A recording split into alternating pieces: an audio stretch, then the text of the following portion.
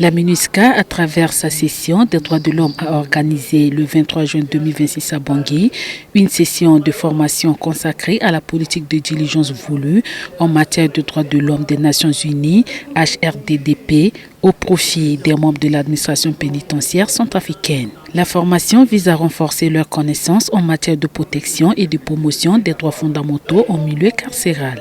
À l'intention des participants à garantir que tout appui accordé aux institutions de défense, de sécurité et de justice contribue au renforcement de l'état de droit tout en prévenant les violations graves des droits de l'homme. On parle souvent de la police, de la justice et des prisons comme étant les chaînons de la chaîne pénale, mais en tant que prison, en tant qu'agent pénitentiaire, non seulement vous protégez la société, mais également vous avez un rôle dans la protection et la promotion des droits de l'homme. L'accès aux soins de santé, c'est aussi important pour les droits de l'homme.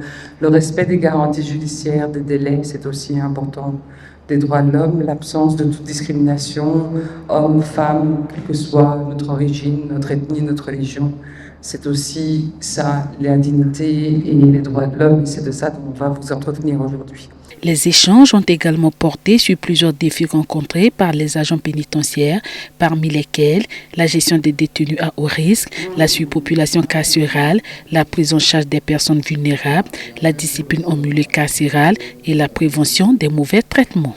Ils vont mettre en pratique ce qu'ils vont apprendre et être beaucoup plus professionnels dans l'exercice de leur métier en milieu carcéral.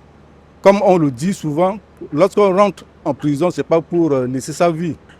C'est certes la privation de liberté, mais on doit protéger la dignité de ceux qui sont en détention. Les participants se sont familiarisés avec les principes fondamentaux qui encadrent cette politique, notamment la protection de la vie et de l'intégrité physique des détenus, l'interdiction absolue de la torture et des traitements cruels, inhumains ou dégradants, la tenue rigoureuse des registres de détention, l'accès aux soins médicaux, le respect des garanties judiciaires ainsi que la protection des groupes vulnérables.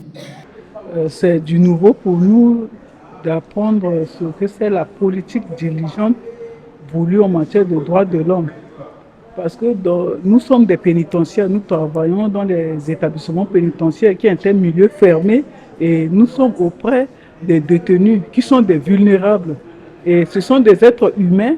Il est bien vrai qu'ils sont en détention, mais ils gardent leur dignité humaine. Et nous, étant les personnels pénitentiaires, nous avons cette obligation de respecter leurs droits fondamentaux afin de préparer leur réinsertion sociale. Parce qu'ils ne vont pas terminer leur vie à la détention. Après la détention, ils ont aussi une autre vie à l'extérieur de la prison. Cette session permettra également aux participants de renforcer leur maîtrise des normes internationales applicables au lieu de détention, notamment les règles Nelson Mandela et les règles de Bangkok relatives au traitement des femmes détenues. Selon la MINUSCA, le respect des droits de l'homme constitue l'un des fondements essentiels d'une sécurité durable et d'une administration pénitentiaire moderne, professionnelle et responsable.